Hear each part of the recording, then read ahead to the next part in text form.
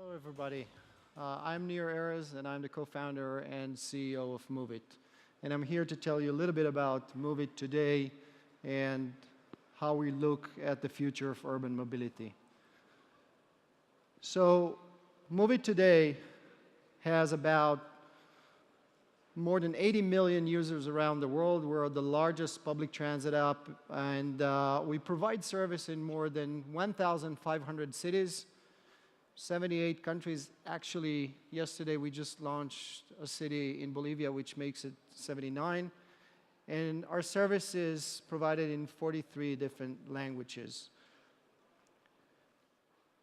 When we started Moovit, we brought a very unique concept to the public transit app world, where we combine data from 3 different multiple sources. Whenever we get data, official data, from municipalities. By the way, you'll be surprised that more than 50% of the large cities around the world do not have this data available. We add it to our repository. We connect to operators of public transit.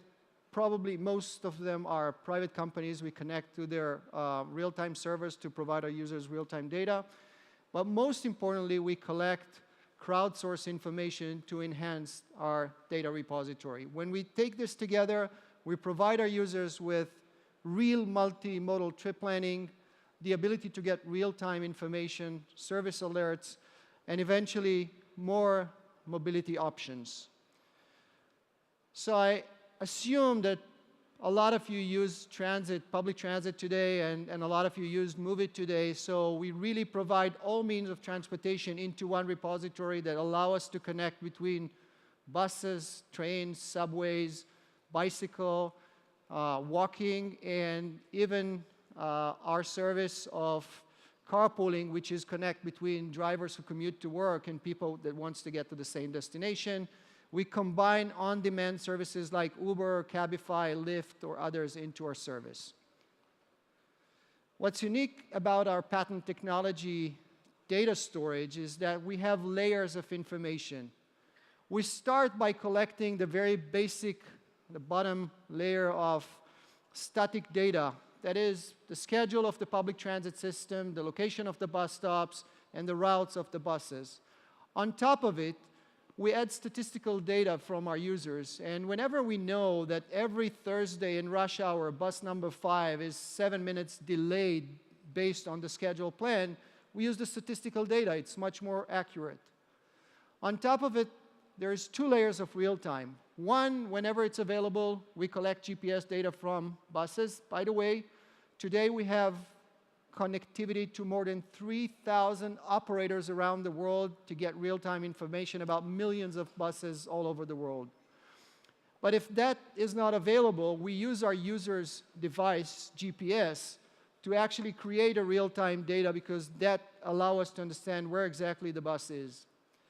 And the 5th layer is whenever our users proactively report about issues, we get that into our real-time information as well. So Moovit today collects more than 500 million data points a day. As far as I know, this is the largest and most comprehensive transit or users data repository in the world. We use this information in an aggregated, anonymous way to draw the real precise view of the city or the metropolitan area's demand. What you can see here is just a snapshot of a specific time of the day that shows the corridors or the routes that commuters are using to get into Manhattan from the suburbs. When we collect so many pieces of information, we can actually generate a very clear and refreshed view of demand in every city around the world. So some of you will ask yourself, okay, what's the difference between Moovit and Google Maps or Apple Maps? By the way, just to give you a perspective, out of the 80+ million users, about 70% of them using Android, which means they do have Google Maps preloaded on their device, and they deliberately, proactively installed Moovit. So a lot of it related to the enhancement of the data. think about daily commuters. A lot of the routes are pretty familiar to them, but real time is the real deal. They really want to see if they can save 5 minutes every day or 10 minutes every day by just knowing where transportation, where the bus is or where the train is. So this is just a very small sample of large cities around the world, and you can see the differences between having a real-time service or not. So whenever you don't have it, the value you get from the service reduced dramatically. I don't need to add more, but you can see by yourself. Another type of data enhancement or data accuracy relates to the position of the bus stops over the map. You'll be surprised to know that about 10% of all the bus stops around the world are mislocated on the map, which means that everybody thinks that they're in one location, but they're actually 100, 200 meters away, sometimes across the street. What we're doing at Moovit is we're collecting a crowdsourced data that allow us to see that this group of points represent a group of people waiting for bus number 17, while the map or the data thinks that the bus is in a different location. It's very easy to validate because when you look at an example in New York City, you see that everybody's waiting where the green point is, while the bus stop's supposed to be where the orange point is. And when you go to Google Street View, you see exactly that the crowd was right. So what are we doing with this? We're sending this information to our group of volunteers to validate it and update our information. Out of the 80 million people who use Moovit, about 1.5 million people actively volunteered to help us. We qualified about 200,000 of them to be editors. They're all volunteers, and this group of people is growing constantly. And they are editing the data, they are setting up new cities, and they're also maintaining the data that we have in current cities.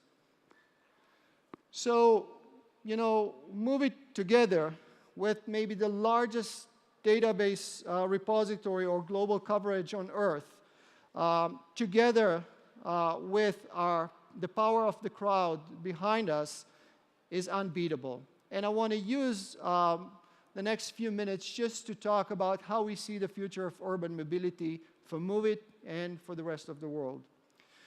The way we look at mobility is as a technology stack. The bottom layer is the infrastructure layer, which costs a lot of money and takes years to build, roads, rails, etc. On top of it, we see the data and rules, which today are quite static. There are quite static rules about how to use the infrastructure. The next layer involved with the vehicles, as we know it today, and the top layer is how we used to consume mobility, but actually is how we're going to consume mobility in the coming years. So more than 1 billion people today already consuming mobility using Moovit, Uber, Lyft, Cabify, or any other apps that helps them to consume mobility, but we believe that the revolution is moving back into the vehicle layer, which you can see in this show about electrification, connectivity, automation. But what people are not aware of is that the next layer will be the data and rules. Moovit believes that municipalities, cities, will have to take way more of an active role managing mobility and transportation for the users. And as a result, there's a lot of information and data required to make sure that they can proactively control this. Eventually, the interface layer and the data and rules layers will rule them all. And if this is the situation, we at Moovit approach these two layers in a way that for the next 4 years, Moovit is going to strive to get to 1 billion users. We're going to end up this year with about 120 million. And we're going to provide cities the mobility operating system to support that. So with that vision, I would like to leave you to think about that and understand how much data is important to the future of urban mobility. Thank you very much for your time.